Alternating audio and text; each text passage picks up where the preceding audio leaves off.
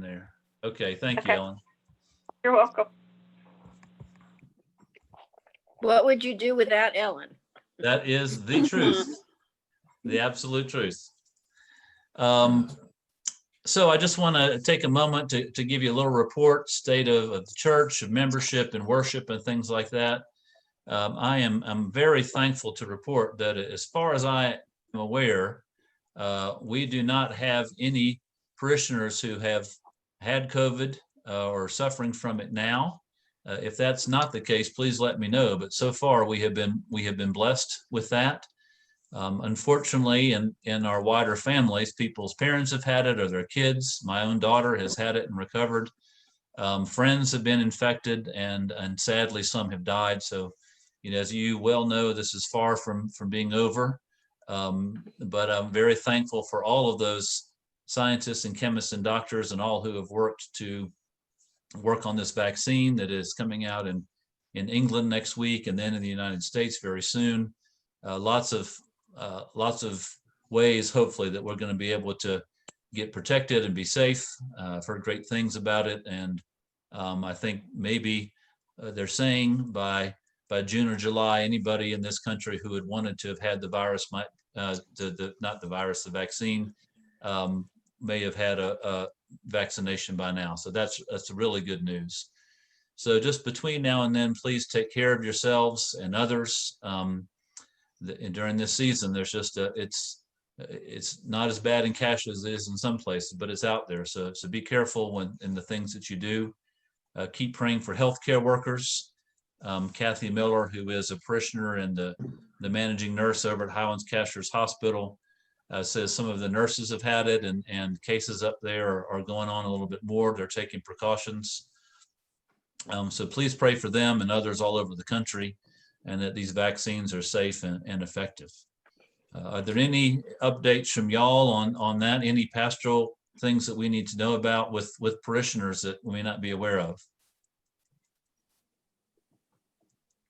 Okay. Well, again, thanks to so many people over the last few months and organizations that have helped us to keep worship going, our own Altar Guild, and again, Ellen, for all that she has done to make those services happen, to places like the Village Green and Chattooga Club and Cashers Historic Society when we could worship outside. Thanks to Murdoch and the rest of the staff for all that they're doing to make all this happen, and to you, the precautions that you're taking, the patience that you've had. None of us signed up for this, but we are making it through by the grace of God, and that's a good thing. I'm thankful for the bishop, that even when the governor said we need to get down to 10, the bishop said, no, I trust my clergy. We can stay at 25 if people want to, but he's just allowing each individual church to make those decisions and not trying to make it a blanket case, because there are variations from place to place. And we will continue to adapt and to be together, to be safe and to be faithful as we do it. This time of year, we've usually gone down to 2 services from 3, but I think with the 3 service schedule, it's actually working to our advantage with the numbers that we have. We haven't had to turn anybody away from any kind of Sunday worship in the building. We've had spaces in Hines Hall at all services, and that's been really good too. So I'm thankful, very thankful for that we're able to do it. I've got clergy friends, parishioner friends, and other dioceses that really are missing church, and so I'm glad that we're able to make that happen here in this diocese and in Cashers. And for everybody, making a reservation is the weirdest thing to do. I never thought I would have had a day to make reservations to come to church, but there you go. As we move forward, there's some things that we're considering. One of the vision groups that you'll hear from a little bit is thinking about what we could do for children and families, and need to do some more conversation, but maybe something like the 9:15 service in January and February, maybe we have that in Hines Hall, and maybe we reconstruct it to be more of a family-friendly kind of service. It certainly might be better for our technology, which is not working well as we try to stream live from the church. Hopefully the internet will be upgraded before long, but we've been waiting for 4 months, and we may all be vaccinated before we have internet at the church that's worth a hoot. But that's something we're trying to work with. And just would ask those people who come to 9:15, they're certainly welcome to come to Heinz Hall, or if they really wanted to be in the church building, to come at one of the other times. But again, that's just under consideration, to just sort of float that out there. And if you have some comments about that, I'd certainly take those offline, an email or a conversation, if you want to offer those. If you would move, Ellen, now to the Christmas service slide. We've got some fun things to announce about Christmas caroling that we're planning to do out on the church lawn. Oh, well, first, sorry, this is the first one. Before we get to Christmas, we have Murdoch's ordination coming up. Sorry, you can go back to that ordination one. Thank you, Ellen. Sorry, out of whack there. It's Saturday, December 12th at 11 a.m. Given seating restrictions, unfortunately, we are pretty much already full in the church and in the parish hall. But what we're asking you to do is to tune in online, maybe even have house parties where 4 or 6 of you might get together at someone's house if you're used to sort of having them be in your pod, and we can enjoy all that virtually. But it's a very special day in Murdoch's life. Of course, he's been looking forward to this for a long time. A life of good shepherd as we continue to help out in the life of the church with ordination and those kind of things. A joyful day all around. So please mark that on your calendar and plan to be present in spirit and in person online as you can. On the next slide, now I'll get to the Christmas stuff. We are, again, in the spirit of not being able to have as many people in the church as we would like on Christmas Eve, sort of stretching out Christmas Eve over 3 nights. At 5:30 on that 22nd, and on the 23rd, that's a Tuesday and a Wednesday at 5:30. We just want people to dress warm, dress casually. We don't know exactly what the weather's going to be yet, but we're going to have about 30 minutes of Christmas caroling. We're going to hand out the little hand candles so people can have that to light their music. We're actually in the process of having a tree there at church lit up so that we can have that and stand on the grass and do some singing and have that be a version of Christmas Eve over time. Again, we'll take reservations for that, 50 people outside, give or take a few. And so we hope that is something that people can do. So please think ahead. If you've got friends and family coming in town, let them know so they could be part of that. And then on Christmas Eve itself, on this next slide, you'll see we've got 4 different opportunities that night. One is this same one, so that a 3:30 service in the church and in Heinz Hall. 5:30, again, that's the caroling outside. 8:30, and then 10:30. And we're hoping that, again, through reservations and stuff like that, we can fit into our worship and time together those people who want to come and be part of Christmas Eve. As we have done in the past, we try to keep the services a little bit shorter. That limits our exposure, and we feel that maybe just a little bit safer, a little more healthy in those ways. Masks are required, reservations, that kind of thing. But there is no Grinch that can keep Christmas from coming, not even this COVID Grinch. So we're going to make sure that we can worship and be together in those ways. Man. Let me stop right there for a second and see if you have any questions or comments about worship. I do. Okay. Will any of those be live streamed? Any of the Christmas Eve services? Yes, we haven't figured out which one. And we might even try to do 2, Ellen. I guess we need to think about how we're going to do that. So we'll put, Cassandra, as we get closer to that, we will make sure to publish in everything which one of those is going to be live streamed.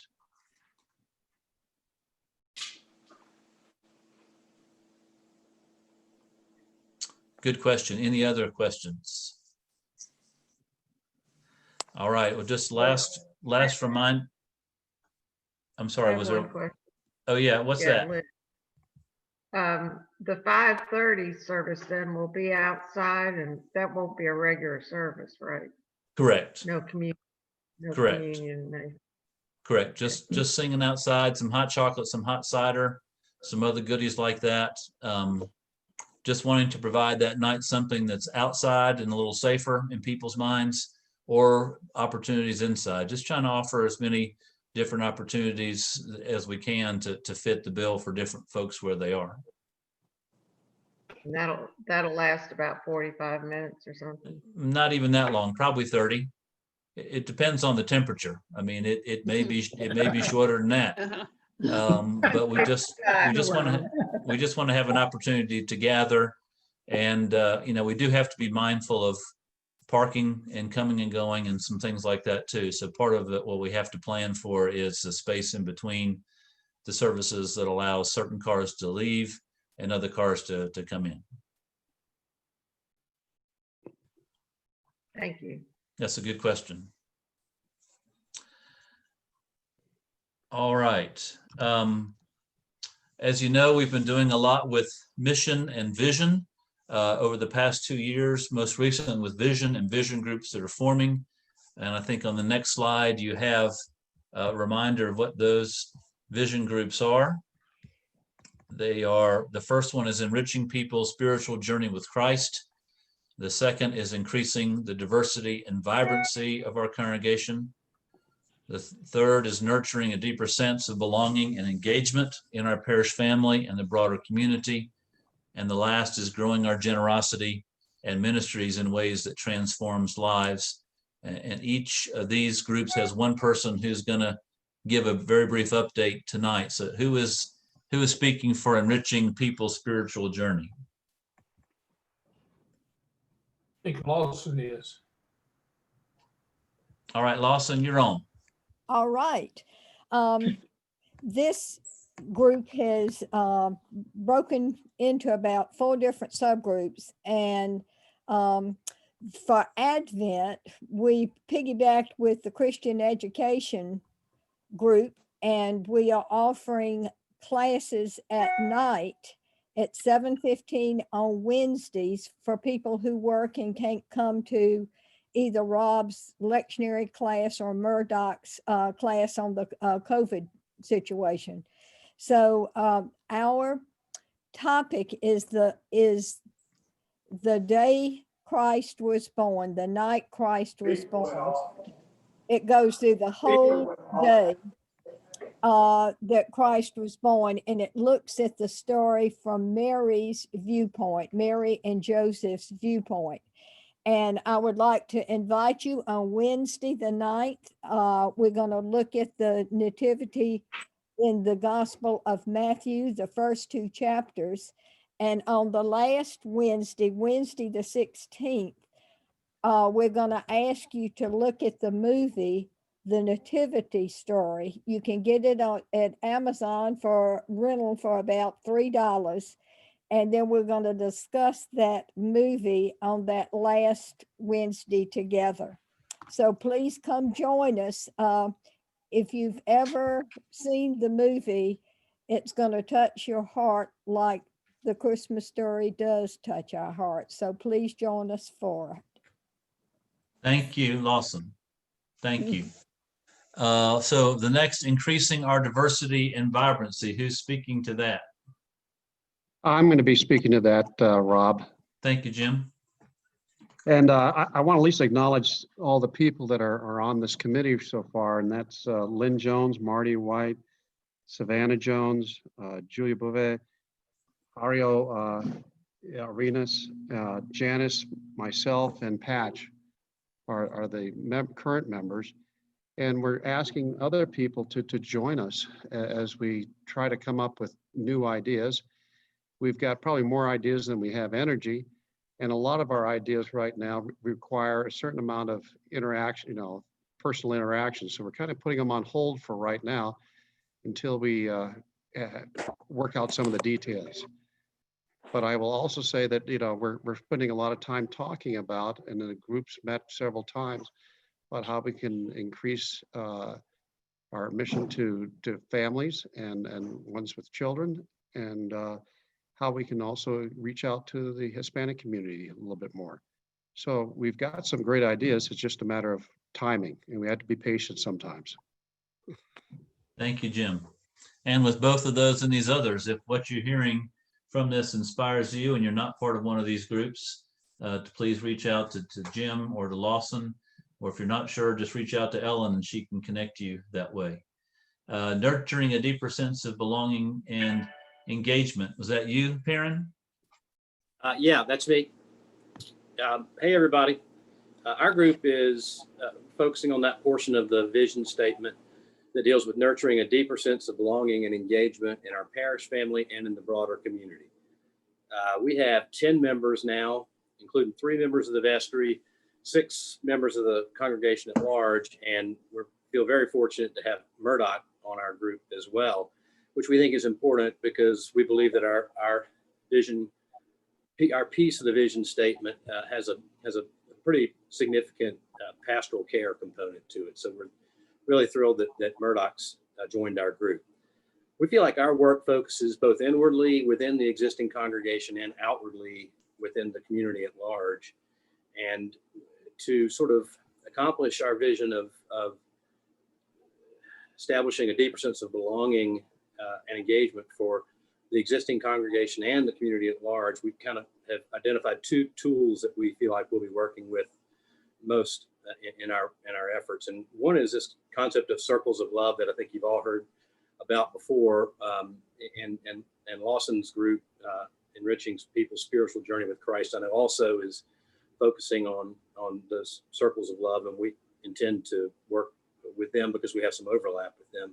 But the idea, again, is that there are existing groups within the congregation or within the church, Altar Guild, Daughters of the King, even the vestry, all these existing groups that exist to fulfill some function within the church, can also serve as these platforms for spiritual and emotional support for their members or those who attend their meetings or whatever. And we want to develop that concept so that those groups are more than just what their essential function is, but they also become these vehicles for people to become more engaged and feel a greater sense of belonging. And the other thing is, we know we're going to be working very closely with the Invite, Welcome, and Connect committee, and so we're looking forward to that. And that will obviously be a part of our effort to reach out to members in the community and get them involved if they're so inclined. And once they do get involved, to get them connected with the right groups within the church, and also to get existing members of the congregation connected with the groups that might help them develop that sense of belonging. We, as I said, have 10 members, and we're always looking for an extra set of hands. So if anyone's interested, let us know. And our next meeting is next Monday, December the 7th. Thanks. Thank you, Perrin. Awesome. Growing our generosity ministries to transform lives. Irv, are you doing that one? I am. And All right. So as it says, what we're doing says it pretty clearly. And what we've got about, I think it's 15 people that are now involved in this committee. And I'm very impressed with the enthusiasm and passion that everybody is bringing to the table. We certainly welcome to have more people, and as time goes on, we will need more people, and you'll see why in a minute. We have, we anticipate having 4 subcommittees within this outreach impact group to accomplish this. And one would be a PR committee, a PR communications committee, because one of the things we think is that really to have the impact that we're trying to have and to get more people interested, we need to better inform the congregation of what we're doing, what the opportunities are, what's really happening. So there's a whole component there. Another one is about volunteers. It involves recruiting volunteers, training volunteers, nurturing volunteers, all that. And we're talking about perhaps having a volunteer coordinator that would be a big boost to a lot of things we're already doing. We'd also have a fundraising group, which would probably not have anything really big right away, but we would in the future. And then we've got a last group within this that I'm just calling external for the time being, but this group would be focused on doing research and analysis, and I mean, figuring out where the needs are, what are unmet needs in the community. Also, we want to collaborate with other groups within the community. We already do this with both Circles and ELL. We do this with some other churches, but there's more opportunity for that. And then looking at what other resources and opportunities are out there. In terms of the transformation, the transformative aspect of this, I think it's two-edged. I think by growing our generosity, growing our ministries, we can serve more people within the community in transformative ways. But as we've seen with the ones that I just mentioned, it also transforms our lives. And so I'm very excited. If you are interested, I'd love to talk to you, and there'll be more coming out as time goes on. So. Well, thank you, Irv. And I want to just give you a shout out here too. You have been really through this whole mission and vision process, the main driving force with this, giving us focus, staying on track. The book that came out was your brainchild and your creation so much, with pictures and all that you did. A lot of positive feedback with that. So I just really want to thank you very much for all that you've done with mission and vision and keeping us going. Well, let's keep going at it. That's right. That's right. All right, then that takes us, I think, Ellen, to the next slide. I just want to update you a little bit on buildings and grounds and things that are going on with these projects that, again, started before the pandemic and just sort of kept going during the pandemic with all of that. So here is a picture of what it looked like yesterday. Even today, it looks different out there. This memorial garden and columbarium project, you can see this is just the concrete on the left-hand side of your screen there. The stone that's on the right-hand side, that will be going away. So all the stone is uniform at that point, but it'll all look like that. And then all down that pathway through a lich gate and straight ahead down the path with columbaria walls on your left and on your right. And then back there, almost where you see that orange Kubota, you can maybe see the top of the stone that's sitting right there, a little more over to your left. There you go, right there. There's the big boulder that they brought in, 5-ton boulder, that the sculpture of Jesus and Child Chosen will be standing on. So it's really going to be something else, just as opening it up this way. I'm very excited about this work. We've had about 7 or 8 design changes along the way for various reasons. One of which we ran into the septic tank that back over there, but we figured out we didn't have to do any major changes or rerouting of all that, so that part is good. So we're making great progress, and again, they're out there in the cold, happy for a day like today. Great crew, actually. Tate Landscaping and everyone that they've hired to be out there doing it is flexible, friendly, good listeners, and I just really been pleased with them. I'm also pleased with the number of gifts that have come in towards this project. I think over 110,000 in gifts for giving opportunities, from bench to the lich gate, to the Alpha and Omega and other things like that. There's still a few items left here. Again, always, if people want to make a gift of a tree, lots of different trees going in. Along the back, there's a sun garden wall. We've actually extended that a little bit. So that's a wonderful giving opportunity.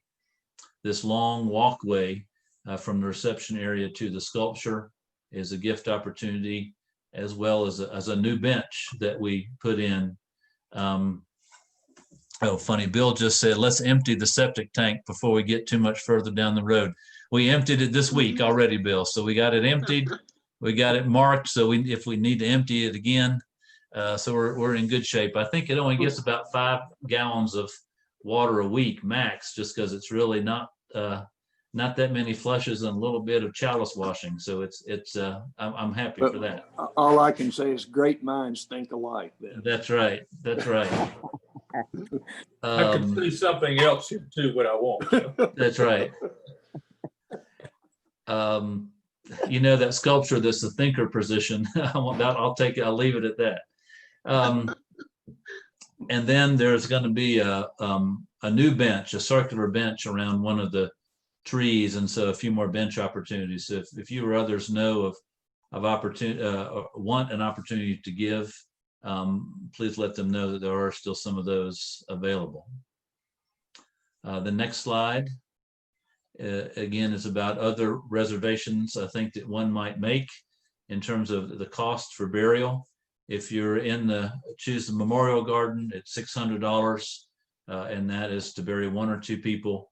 A columbarium niche could, again, burying 1 or 2 sets of ashes, 2,000 graveyard plots. And again, that's on the other side of the church. We've reconfigured that 2.5 by 5 spot for 2 ashes to be buried with a headstone directly on top of those. And then the very traditional graveyard casket burial 10 by 10 plot for 2 caskets, 1 or 2 caskets, is $3,000. And we have availability in all of those categories. I've had some great conversations over the past couple of weeks of people who, you know, maybe for one reason or another had not made a decision, know they've needed to make one, come in to talk about it.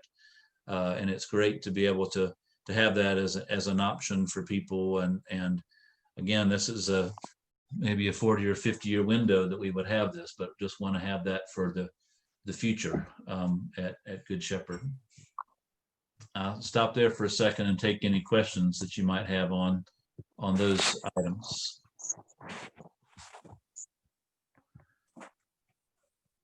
Any questions? It looks beautiful. Thank you. It's really nice how when the sun rises from that direction and it comes through, it's just beautiful. Yeah, it's gorgeous. Yeah. Congratulations. Thank you.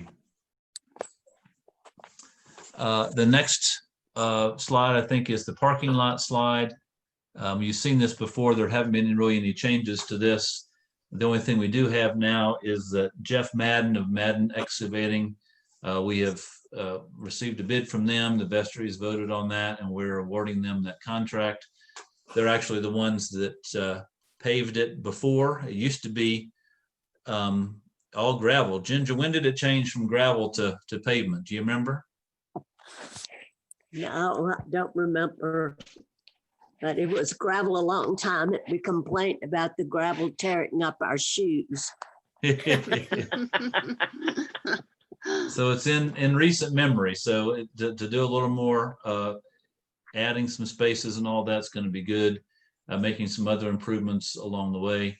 Hopefully that project will be finished in the main by March the 1st. We will need to wait to do the paving of it until maybe April or May when it's a little bit warmer. That's one of the things that temperature we ran up against with that. At this point, I want to talk a little bit about finances. There are a few slides here, and I'll turn it over to Irv, who's been finance chair and is going to continue in that role. Okay, so I'll just give you a quick little overview here, and this is what you're looking at is through October. And basically we're $15,000-$16,000 in the red through October, which is about $18,000 behind our budget. The main deal here is our plate income. We are about $30,000 behind on plate income at that point in time from what we had budgeted, and we budgeted based on what we actually did last year. It's not a terrible surprise under the circumstances of COVID that we are behind in that, because we haven't been, we've been meeting in very limited fashion and so forth. We're a little bit behind on pledges through October, maybe $10,000 versus budget. But I'm pretty confident we'll catch up on that. As a matter of fact, we did have a pretty big month of collections in November. I hadn't seen the details aren't available yet, but I know we had a little over $90,000 in total receipts for this purpose here. So things hopefully will look a little better after the end of November statements that come out. So we are a little bit behind. The other good side of the thing too is that COVID has changed a lot of the things they've done. So in some expense areas, we're over budget, and many of them we're under budget. And as a matter of fact, we're about $20,000 under budget in total expenses. So that's offset a little bit of the income thing. So I'm hopeful still that we will end up at least with break even year. But if not, I'm pretty confident we'll not be too terribly off. So I'm very encouraged by that. In terms of our pledges for next year, we're also lagging behind that. Through the 1st of December, we had collected, okay, you got that up here. So in the 1st of December, as you can see, we had 160 pledges for $504,000, which converts to about a $3,150 average. The same time last year, well, for the total of last year, we had an average pledge of about just under $2,700. So our average is up, but we're 30 or so pledges behind. So we've got 160. Last year at the end of the year, we end up with 199 pledges. So this has been lagging behind, and I'm sure COVID has a lot to do with this. If anybody's listening here and hasn't turned their pledge in, it would be very helpful as we're trying to finalize our budget for next year. And that would be very helpful to kind of know where we are. So let's see, Rob, did you want me? Let me see. I will say our investments, we have a good bit of investments for our general fund and for endowments. We obviously took a pretty good hit back in March, as everything did. But we've recovered from that. We're not particularly ahead of where we were before at the end of last year, but we've caught up and maybe are slightly ahead. So we're good shape on that front. Did you want me to get into the barn and all? Yeah, there's another slide here on the barn. Okay. So we have, looks like the numbers have been kind of massaged here. You can see the barn, which runs on a November through October fiscal year. So we've netted $218,000, and that's from the barn activity. It's from half of the raffle of the Porsche. It's from the virtual auction that we had. So that's everything. But what that does not include is the contribution to be made from our operating budget. In 2000, we contributed $33,000 to outreach. If we did the same for 21, that would put us at a little over $250,000 versus this in 2020, we awarded $195,000 in grants. So this is a pretty big increase from last year in the midst of COVID and all the disruption from that. And I think we all owe a big gratitude to Sharon and to Laura Langford for all they've done. And we are talking some about the barn, and there's a lot of interest and excitement about moving forward in some new ways there and even expanding that ministry. Not just the raising of money, but there's opportunities for that to be a broader ministry as well. So we're working through some of that right now. Very, very positive. Kudos to them. Very excited. And really, I echo what you say. Sharon and Laura did a great job. So many volunteers that they worked with, from selling stuff to cleaning up after floods and other things like that. It's just really all the curveballs that you've done a great job. So many donors It's really everybody working together. Word of mouth is good on the donation side and on the selling side. And I really just think there's a lot of upward action that can happen in doing this. So that's a really good thing. So thank you all both very much for that. Hey, Irv, a quick question. Has anyone done like a cumulative 5 or 10 year, like what our total outreach number has been? I think we keep pretty good records on all that stuff. And I think that's probably pretty easy to get. I don't have it right on top of my head, but I do know we gave 195 for this year. And that was substantially more than we'd ever given before.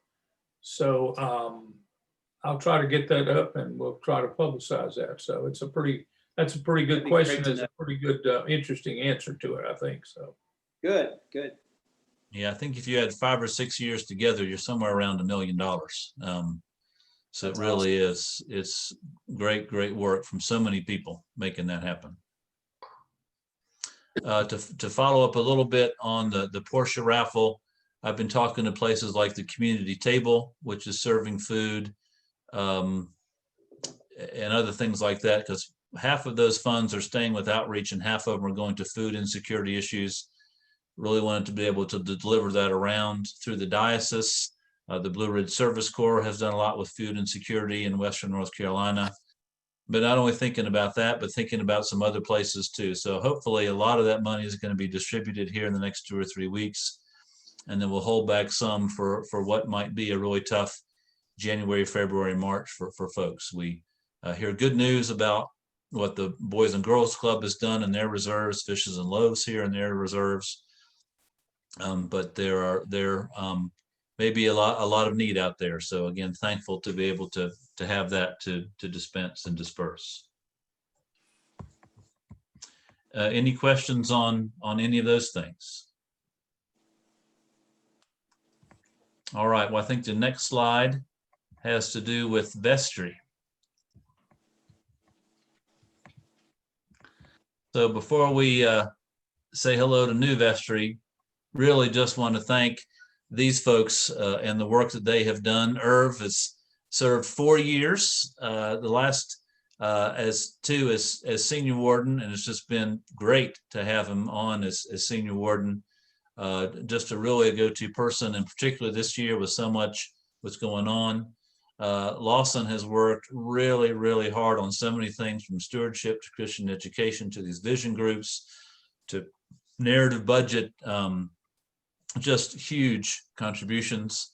Ralph Green is rotating off as treasurer. Thank you, Ralph, for your 2 years of being treasurer, but you've been on finance for so long too. It feels like you've been involved in the treasury for quite some time, and our thoughts and prayers are with you, knowing that you've got to spend some good energy and needed energy on some family things. So thank you for all of that. For David Young, Scott Turner, Mary Selener, Nora Jones, thank you all very much for what you've done. Again, when you signed up for vestry, particularly this year, a lot of opportunities for you to say, I didn't sign up for this, which was meeting once a week for a while there when the pandemic was first going, and just being able to have that kind of conversation and stay in touch. And it's one of the reasons I think the church kept going, is because of your energy and your commitment and your prayers. So I'm very thankful for that level of leadership and a lot that was going on behind the scenes. So please join me in giving a big round of applause to our outgoing vestry members and the work that they have done.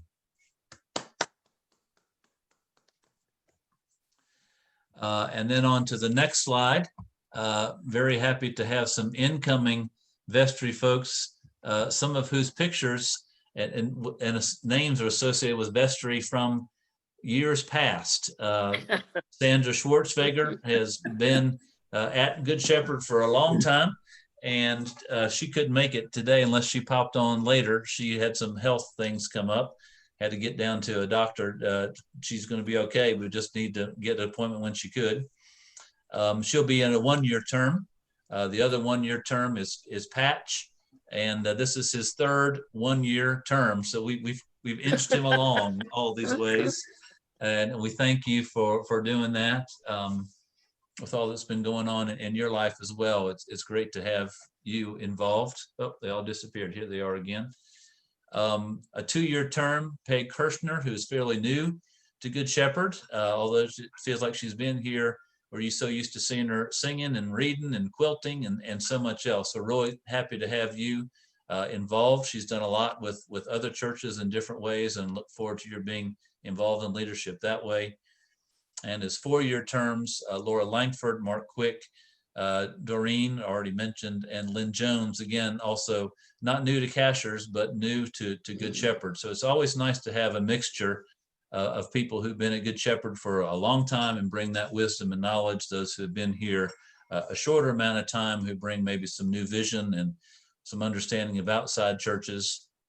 But all these folks, as you know, are already involved in the life of the church in so many different ways. And I'm just really very thankful to present them to you, and the full endorsement of the vestry and of the slate that we have to put forward into nomination. And so having come from the vestry, it doesn't need a second. We just need to have a vote and a happy acclamation. All in favor of electing these fine people to those terms on the vestry, please say aye. Aye. Aye. All opposed, nay. Or I thought one of their spouses or significant others might say, nay, don't do it, don't do it. But I'm glad I didn't hear any nays in that way. Well, again, thank you and welcome. A lot of them have already been to the first vestry meeting. They'll come next month as well, as part of sort of ramping up and understanding that. And again, a lot of these meetings are Zoom meetings rather than in-person meetings, which, as you know by now, makes dynamics a little bit different. It's nice to be in the room with somebody. You pick up on a lot of body language and smiles and fellowship. Zoom is good. It's certainly better than nothing. That people in the last pandemic, Spanish flu, and other ones didn't have all this. So the fact that we do is really something to be thankful for, even though it can drive us crazy when the technology doesn't work. And as far as the agenda goes, as far as I remember, I think that's it. But we did want to have, if there were any questions at large about anything. Oh, there's Sandra. I did see her there. Hey, Sandra. Hey, Rob. If you had any questions about anything else with the parish, any ideas, things like that, this is a time to be able to talk together about all those things. I don't have a question, but I want to thank you for all the work and the commitment that you have given to make Good Shepherd still Good Shepherd, and all of us to feel like we still had church even through all these many months. The morning prayer, the lectionary, the evening prayer, everything that you all have planned to help us feel like we're still church family together has been wonderful, and really appreciate it. Thank you. And I want to give a shout out to Lynn, our organist and choir master too, with all that. She has come up multiple times during the week, has made sure to keep music going. That's such a big part of the Spirit working in our lives and in our hearts. And I'm even finding a way to make the organ sound like bagpipes at Kirkin of the Tardiness and all that. So it's a lot of creativity and flexibility. Coming up for the Thursday service on a regular basis. Just it's great to have you on staff, Lynn. And again, Murdoch, this is not what you planned for when you went to seminary, to come out and it's really, he and I have had multiple conversations about how hard it is to start getting to know people when you don't really interact with people in the regular ways that we do. But you really are jumping in a lot of ways, and looking forward to having you around and doing that, and to getting you priested in a little less than 2 weeks. Other questions, other comments?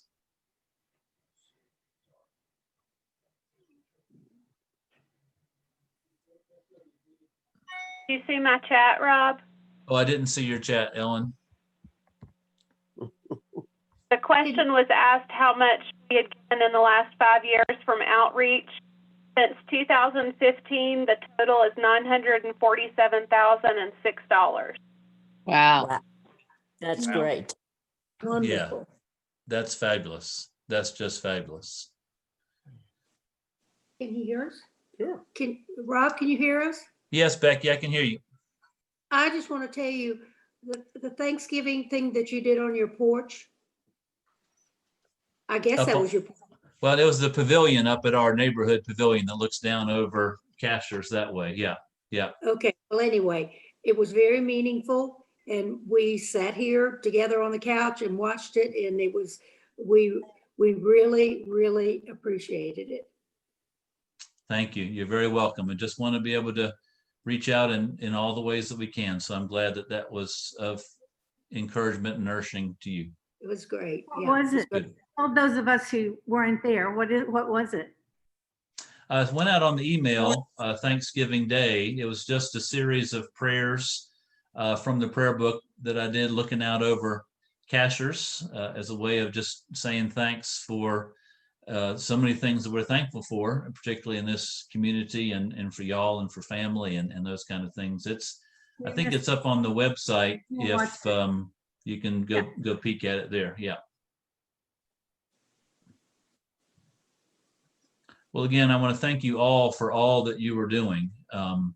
In terms of that, I'm sitting here looking at Patch and Kevin. Every drive-through prayer service, there they were, making sure we had the flowers and ferns and the hospitality and the warmth that came with that. I mean, I could go through the whole list of everybody that's here that's really just jumped in. Liz and Laura with Altar Guild, and we get a way of doing something, then we change it in 3 weeks. We do something, we change it in 3 weeks. And it's really great to have you all being that flexible. Altar guilds aren't necessarily known for being flexible, but y'all are changing that. And I appreciate all that you all are doing in those ways. So, and particularly with a lot of the altar guild not feeling safe to come to church, and you all are picking up a lot of that that's going on. So thank you very much for that. Love you all. Love you. Love you too. Well, thank you all for being part of this meeting. Thank you again, outgoing vestry. Irv in particular, a great job as senior warden. Your leadership is, I'm glad you're not leaving leadership positions, because it's great to have you around. You do a lot in the community. You have a great heart for faith, for God, for others, and it shows in all that we're doing. And I'm just really thankful for all the wisdom and leadership that you have brought to me in particular, personally, and to the whole church. So thank you for that. Thank you. Well, thanks again, everybody, for being part of this meeting, for being part of our life and worship. Keep the faith, keep the prayers. As Murdoch was preaching, keep that hope going. It's always good to have that joyful hope, that expectant hope that we need to have, expectant joy. And we will get through this with God's help. And I think we'll continue to be strong and faithful through it and on the other side of it. So thank you very much for that. Amen. Thank you, Rob. Thank you. Go in peace to love and serve the Lord. Thank you. Thank you, God. God. Thank you. Thanks for all you do. You're welcome. Thank you.